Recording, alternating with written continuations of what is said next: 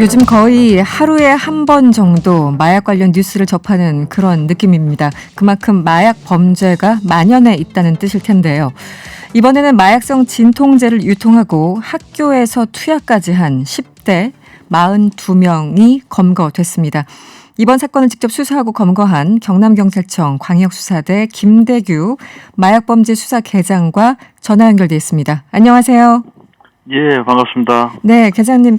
이번 사건은 어떻게 수사를 시작하게 되셨고 또 검거 과정은 어땠나요? 네, 이번에 저희들이 검거한 10대 청소년들의 마약성 진통제인 펜타닐 패치 네네. 유통 투약 사건은 작년부터 범행이 시작됐던 거로 저희들이 수사 결과 확인되었고요. 네. 저희들이 작년 연말부터 저희 관내 112 경찰 신고 전화로 학생 한 4-5명이 공원이나 상가 공중 화장실에 모여서 마약을 하는 것 같다. 네네.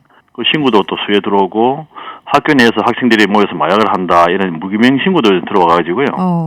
저희들이 처음에는 긴가민가 했는데 오늘 학생이라 하니까 긴가민가했는데 저희들이 완전 엄밀하게 내사를 해보니까 실제 사실이 확인이 일부 되더라고요. 그래서 저희들이 마약 경찰청에 경남경찰청 마약범죄수사에서 직접 내사를 수사를 지금 진행하고 있었는데요. 진행 중에 보니까 다른 지역 경찰서에도 아마 저희들 관내 학생들을 상대로 유사한 사건을 조사하고 있는 사실을 확인해가지고 저희들이 수사 자료를 전부 다 이송을 받았습니다. 이송받아가 저희 경남경찰청에서 일가적으로 수사를 해가지고 어제 총 산이 중한 청소년 1명은 마약류 관리에 관한 법률 위반 혐의로 구속하고요. 아마 같은 혐의로 청소년 41명을 검거하게 되는 것입니다.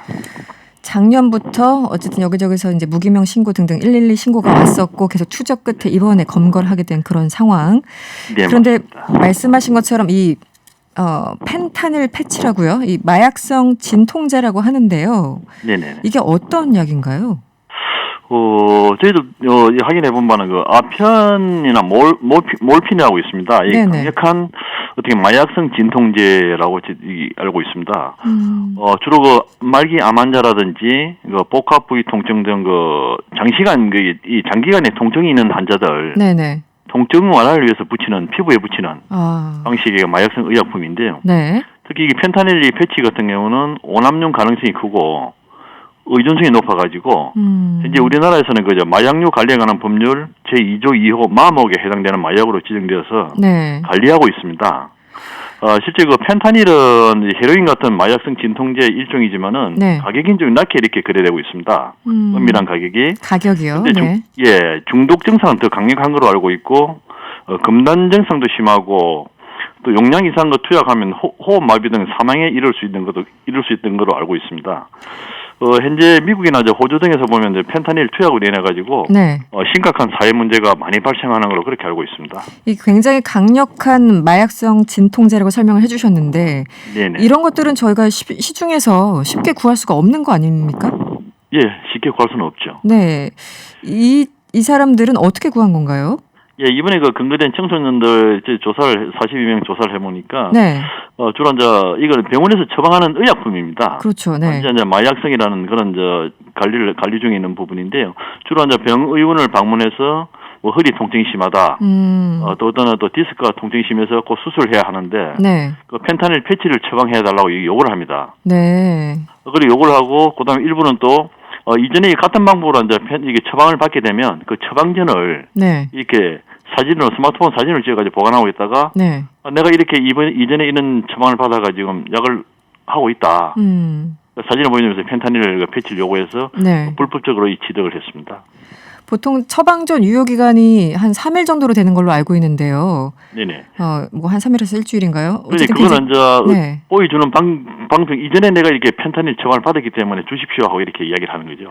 그렇다면 어쨌든 그 약을 준 어떤 그 약국 이런 데서는 제대로 확인을 안 한 거네요. 지금 현재 실제로 보시게 되면 저희들도 우리 DJ님도 병원에 가시게 되면 주민번호만 간단하게 기재하면 이렇게 처방이 가능하지 않습니까?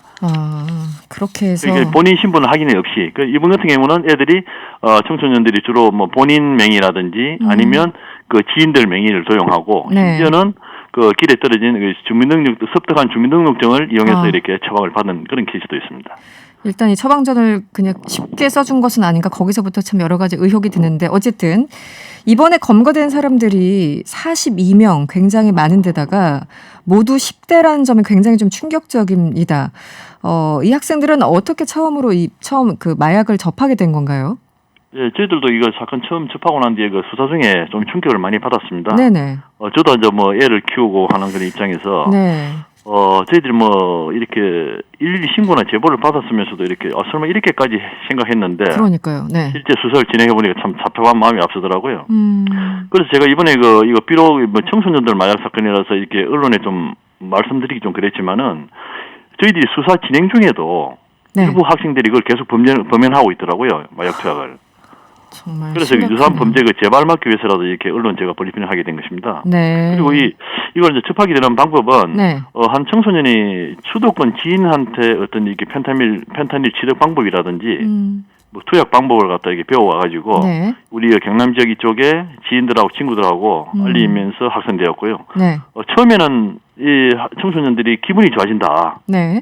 이렇게 친구들이 권유해서 호기심을 좀 접한 경우가 좀 많이 있었습니다. 네. 그러다 보니까 이후에는 마약의 대표적인 그 피해 증상인 그 검단이라든지 그렇죠. 네. 중독 증상으로 인해서 청소년들이 많이 접하게 된 것 같습니다. 처음에 이제 수도권 지인으로부터 한 학생이 배워왔고 그게 이제 계속 친구에게 퍼져나간 그런 상황이군요. 네, 맞습니다. 이게 작년 6월부터 이렇게 저희들이 범행을 했다는 걸 보고 있는데요. 네. 실제 그 기간이 굉장히 짧게 이렇게 확산된 게 이미 저희들이 이제 근거된 수는 42명이지만은 네. 아마 일부는 더 많이 있지 않나 하고 지금 진행 중에 있습니다. 그렇군요. 그리고 또 하나 놀란 건 지금 계장님도 이제 10대라는 점에 굉장히 좀 충격적이었다 말씀 주셨는데 또 하나는 투약한 곳이 장소가 학교가 있었습니다. 네, 이런 일이 어떻게 좀 상상이 안 가는데 어떻습니까? 저희도 이제 이게 결국 뭐 제가 이제 결론은 쭉 조사를 해본 청소년들 상담도 해보고 대화를 해보니까요. 네.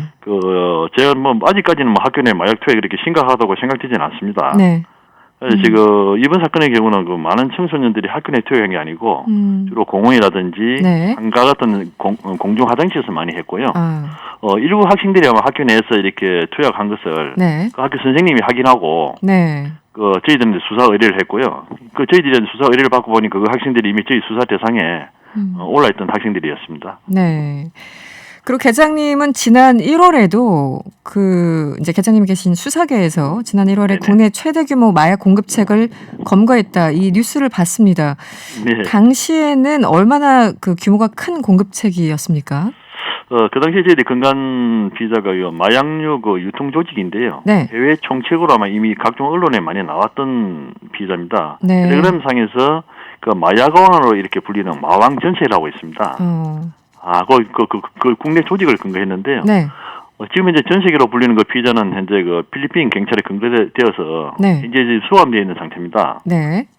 저희들은 그 유통 조직의 해외 총책 전 세계를 인터폴과 협조해가지고 국내 소환을 좀 협의 중이고요. 그 당시 국내 총책인 해외 총책은 소환이고 네. 국내 총책인 바티칸 킹덤이라든지 네. 국내 공급 사범 30명 네. 그리고 구매자 65명 등 해가지고 96명을 근거했고요. 그 당시에 그 해외 밀반인 그 필로폰이라든지 49억 상당 마약 조직을 이렇게 근거한 사건이었습니다. 네, 국내 총책 포함해서 96명을 그때 검거하셨다. 그런데요, 당시 이제 범인들이 이 마약 유통하는 과정에서 텔레그램, SNS 이 매체를 이제 이용했다고 들었습니다. 네네. 실제 이제 온라인을 통한 마약 유통 여기에 대해서 여러 가지 지적하는 그런 목소리들이 많았었는데 실제 규모가 얼마나 됐나요? 그 당시에 그 조직이 공급 총책이라든지요, 네. 국내 총책 그리고 판매 총책, 그다음에 중간 판매책, 그다음에 소매책 이렇게 어떤 유통 조직으로 구성돼 가지고. 네. 그 해외에서 밀반이면 뭐 필로폰 그 당시 640g, 뭐 엑스터시 한 6,400여 정, 케타민 한 3,600g 정도, 그리고 액상대마 네. 280ml 이렇게 총 49억 상당 마약류를 전국 유통했습니다. 49억. 그 저희들이 근거 당시에도 이 총책들이 가지고 유통 조직이 갖고 있던 필로폰, 케타민 등 약 한 10억 상당을 압수를 했으니까 전체 규모로 보면 한 70억 정도 되죠, 그죠? 그 정도로 네. 이렇게 유통을 한 조직이었습니다. 요즘 사실 이제 마약 관련해서 여러 가지 뉴스가 많이 나오고 예전에 비해서 많이 이런 뉴스를 접한다는 건 그만큼 많이 유통되고 또 누군가가 구입한다는 뜻일 텐데요. 네. 주로 그러니까 온라인을 통해서 유통하는 게 더 많아졌습니까? 비율이? 어떻게 지금 보고 계십니까? 현재 그 근거 패턴은 지금 예전에는 보면 저렇게 이제 이게 직접 만나가지고 그렇죠. 네. 여자들이 지금 이제 손에 그게 저희들이 손손 방식이라 그러거든요. 아, 네. 손을 이렇게 주고받는 돈을 주고 물건을 받는 방식이 이루어졌는데 네. 최근에는 추세가 이제 텔레그램이라든지 다크웹이라든지 네. 가상 통화 등을 이용해 직접 만나지 않고 은밀하게 거래하는 방식으로 많이 바뀌었습니다. 이 방식은 아무래도 그 경찰이라든지 수사기관 추적을 피하기 위한 한 방법이지 않나 이렇게 저희들이 판단을 하고요. 네.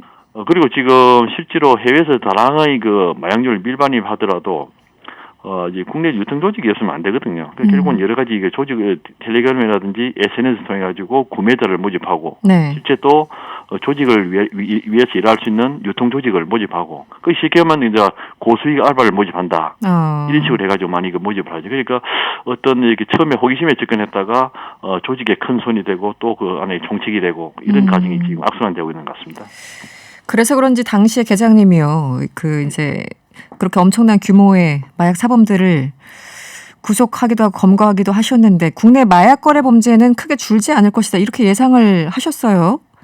네, 예, 어떤 이유 때문인가요? 네. 저는 이렇게 뭐 제가 보는 것은 텔레그램이라든지 다크웹 이쪽으로 지금 이용하는 마약류 범죄를 제가 메두사라고 부르고 싶습니다. 메두사. 예, 머리가 네. 여러 가지. 이게 뭘 의미하냐? 네네네. 그 뭐 해외 치료하면서 이거 국내로 마약류를 밀반하는 총책들은 자기가 관리하는 한 조직이 네. 이 경찰에 근거되지 않습니까? 네. 바로 잘라버립니다. 잘라버리고 또 다른 조직을 이용합니다. 하나의 그 소모품처럼 이렇게 조직을 이용하는 거죠. 그러네요. 네. 저희들이 뭐 어렵게 어떤 판매 조직을 조직해가 근거하더라도 네. 또 다른 조직이 바로 인수받아가지고 마약류 거래를 이어가는 거죠. 네. 이번에도 저희 그 경남경찰청에서 그 바티칸 킹덤이라는 그 국내 그 총책을 조직을 근거했지만은 네네. 이미 지금 또 다른 조직이 지금 텔레그램에서 활동하고 있는 걸 확인하고 있습니다. 아, 그렇군요. 현재 추적 중에 있고요. 네. 그리고 저희 지금 현재 또 언론을 보시게 되면 네. 텔레그램을 이용하는 그 마약 조직들이 많이 근거되는 게 지금 뉴스 나오고 있을 겁니다. 그렇죠. 네. 전국 경찰청에 있는 그 마약 수사대에서 일을 많이 그 근거를 하고 있거든요. 그 조직은 결국은 나중에 분석을 해보면 결국은 해외 체류 중인 서너 명의 그 해외 총책이 있어가지고 거기서 이렇게 자기들이 필요에 따라 가지고 그 조직을 살리고 죽이고 하는 어떤 그런 패턴이라고 저희들 보고 있습니다. 꼬리 자르기다 하듯이 이쪽 걸리면 아예 그냥 선을 끊어버리고 예, 맞습니다. 예, 유사 마약상이 또 생기고 이런 상황들. 지금 현재 계속 그래 되고 있는 것 같습니다. 근데 이 처벌이요, 마약 관련해서 이제 범죄 소식, 검거 소식은 종종 듣는데 계장님 보시기에는 처벌이 제대로 좀 이루어지고 있습니까? 뭐 일단은 저는 이게 제 개인적인 생각을 먼저 말씀드리면요. 네네. 저는 마약 중독이 하나의 뇌질환이라고 생각하거든요. 뇌질환이요? 질병으로 생각하고 있습니다. 앞으로 그 단순 투약자들에 대해서는 이게 치료 개념을 좀 접근해야 되는 그런 것 같고요. 네네. 주로 이제 해외 밀반입이라든지 공급이라든지 판매 사범들, 유통 사범들이 있지 않습니까? 네. 거기에 대해서는 보다 강하고 엄격한 법 적용이 좀 필요하지 않나. 그래서 저는 생각합니다. 그리고 마약 처벌이 제대로 이루어지는 부분은 저희들은 근거를 하고 하지만은 결국은 우리 사법부에서 이게 판결하고 하는 부분은 제가 어떻게 말씀드릴 수는 없는 것 같습니다. 알겠습니다. 지금 방금 조금 전에 이제 저희가 질문을 드렸었는데 10대 42명을 검거하셨는데 네네. 이 마약을 접하는 연령들이 점점 낮아지고 있는 상황인 거죠, 우리나라도요? 네, 맞습니다. 많이 지금 어려지고 있습니다. 네.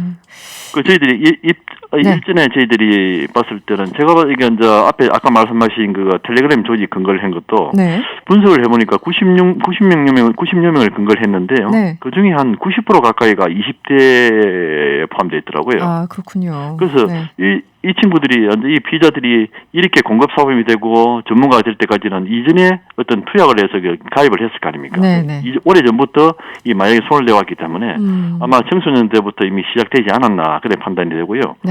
그리고 이런 원인은 전 남들 분석을 해보면 아무래도 일상생활에서 이 스마트폰을 갖다 자주 손에 사용하지 않습니까? 그러다 보면 정보도 쉽게 취득하고 또 어떤 거래도 쉽게 할 수 있고 또 마약류에 대한 유통을 또 자주 할 수 있고 그렇게 하다 보니까 아무래도 이런 청소년들에 대한 마약이 많이 늘지 않았나, 늘어지지 않나 이렇게 판단합니다. 네, 오늘 말씀 고맙습니다. 네, 감사합니다. 지금까지 경남경찰청 김대규 계장이었습니다.